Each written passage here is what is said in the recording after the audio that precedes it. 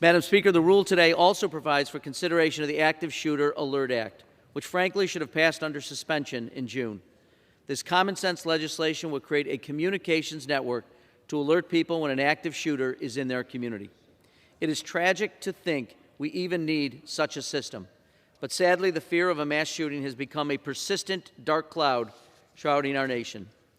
Let's take a moment to reflect on the horrific scene on July 4th when the Highland Park community was attacked.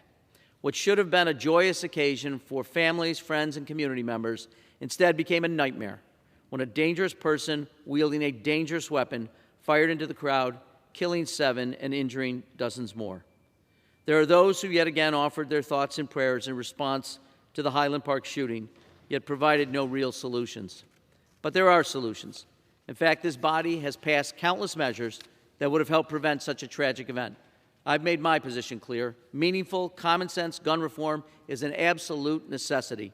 To my colleagues who regularly oppose solutions to gun violence, I ask, what are you willing to do to help protect our communities?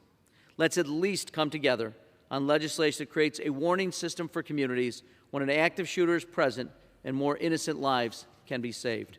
We're talking about an alert system, just like those already in place for disasters like tornadoes, earthquakes, and Amber Alerts. I can't imagine who would be opposed to such a common-sense step.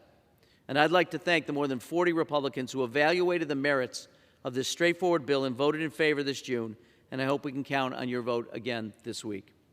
Any action is better than no action, which is why I'm proud to support this legislation, but we also know it barely scratches the surface of the many other reforms that are needed, which is why I'll continue fighting for measures to ban assault weapons, limit high-capacity magazines, and enact universal background checks on every gun sale.